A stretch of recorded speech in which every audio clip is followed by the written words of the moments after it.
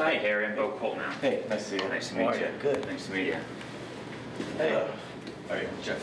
Hey, Nice to meet you. Hey, Harry, we're going to take you in the corner. Okay. We're doing it first. Sure. Thanks so much.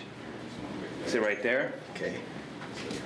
Hey, I got to tell you first off, Harry, I've been a big fan of yours for a long time. Oh, so thanks, this is man. a big thrill for me. Thank you, bro. very, very much. Appreciate it, man. So I hear you got a chance to tour the facility earlier today. Man, it was terrific. I mean, really, it's one of those places that you'd hope you'd be able to do something in, you know, whether it's a recording or a performance, but in this case, the Happy Elf, and you just couldn't ask for a cooler, more inviting space, you know. It's pretty exciting. And you didn't get to meet with the kids today. I didn't meet anyone today at the venue, but you know, over the next couple of weeks, when I come back in town, I look forward to meeting everyone. You know, Harry, you're international star, music, Broadway, movies. I mean, just for you to take the time to come to Bethlehem, PA, several times over the next couple months, I mean, why did you want to do this? Well, you know, I love the arts, and I love performing in all different kinds of ways. I mean, I love to perform on stage, you know, as a singer. I love to be in films. I love to write. I love to compose. And I like to be a part of theater. I mean, especially the Pennsylvania Youth Theater is just a remarkable opportunity for the people here. And any chance that I get to kind of be a part of that, which really doesn't happen as much as I'd like, I take advantage of it. I mean, because this is an extraordinary place. I mean, from the things that I'm learning about it, the things that I knew about it before, it's just a magical place, and the community, I think, should feel so lucky to have such an enthusiastic blend of people and talent. How did you get involved with this? Was it the Pennsylvania Theater reached out to you guys and said, hey, we'd love to be able to do the Happy Elf, and can you kind of, I guess, rearrange it for us? Well, we've been workshopping this show for a couple of years in some different markets around the country, and I was really lucky that this union happened, because there's a certain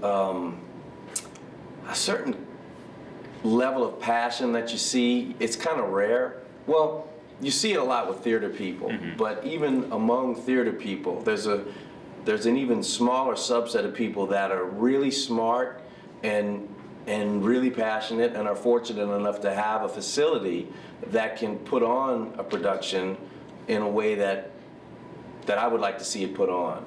So I'm just happy the way, you know, the way we actually hooked up is a little bit more complicated. I'm just glad that we're here and ready to get to work. So for people who don't know about this play, it's based on a song you did for your Christmas album, and, right. It's Eubie, and he's kind of a little overzealous. He kind of messes up, and then he goes to Bluesville. Right. Is that pretty much going to be what the play is, or is it going to be a little bit different? Because we spoke with the kids Saturday, and they were all looking forward to it. But one thing I heard them say was it's going to be you guys are almost like testing, kind of figuring out what's going to work and what's not going to work with how you're rearranging it. Well, you know, the rearrangement really comes specific to the meetings that I have with the director, the musical director, and when you're kind of on the ground working the show out. The thing, like when I do my show, I go out there and kind of wing it, and we play tunes and have a great time, and it's different every night. But with a Broadway show or a theater piece, you really can't do that, especially if you want it to have a life outside of the venue where you are right now. So it's really important to kind of iron out all of the details. I mean, word for word, iron everything out. It's a tremendous amount of work. So there are things that I liked about the previous incarnations of the show, and there are things that I thought needed to be improved. And this is our chance to sort of put the best possible show forward. So where the plot, the sort of arc of the plot remains the same, there's a lot of specifics, a lot of cool surprises, a lot of stuff different that's going to happen here that hasn't happened anywhere else. When we spoke with the kids on Saturday and we asked them, you know, what are you most looking forward to? You know, one kid said, you know what, I'd love to be able to try to hone my voice a little bit. Another kid said, me too. Yeah? Can you belt out the few for us right now? I have to warm up. But, you know, what do you want the kids to get out of this, you know, from you? And what do you want to get out of the kids, just you meeting with them and just kind of seeing their, you know, their exuberance over this? I think that's what I get out of it the most. I mean, there's nothing that gives me greater pleasure than being around people who are passionate about the performing arts. It's an incredible community. I grew up in a place where education and real world performing were hand in hand. I mean, we studied in the day and we went and performed at night.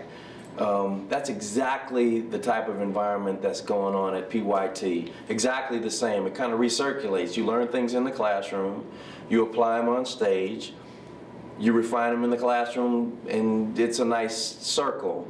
I love that. Listen, I mean, you can only learn so much in the classroom.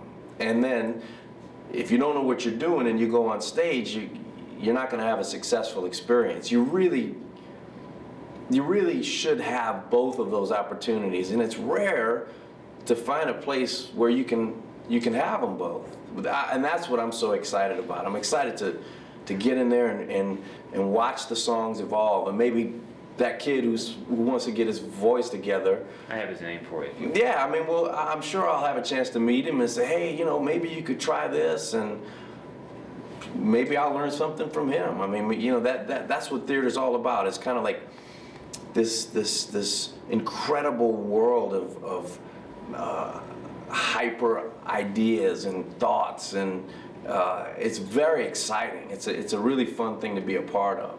Have you been to Bethlehem before? I'm sure I've been here over the years. Can't remember it though. Well, it's all right, Harry. You've been to a lot of places. I don't remember it specifically, but I do know that I'm going to have some pretty good memories here now, and I'm excited about that. And this is called the Christmas City, and you like Christmas. Love Christmas. Why?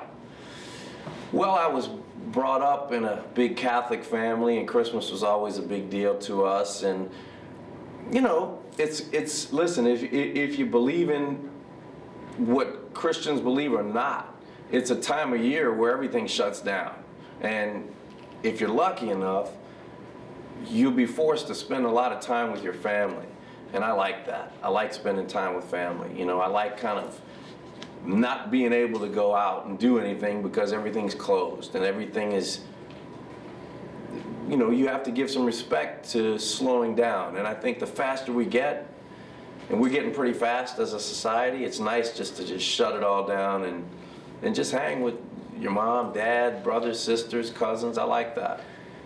You know, I did see your last Christmas album, your daughter Kate performed with you, and then she did a song for New Orleans. That's right. To raise money for that. Right. You know, what was that like? Just, you know, you kind of playing second fiddle to your daughter.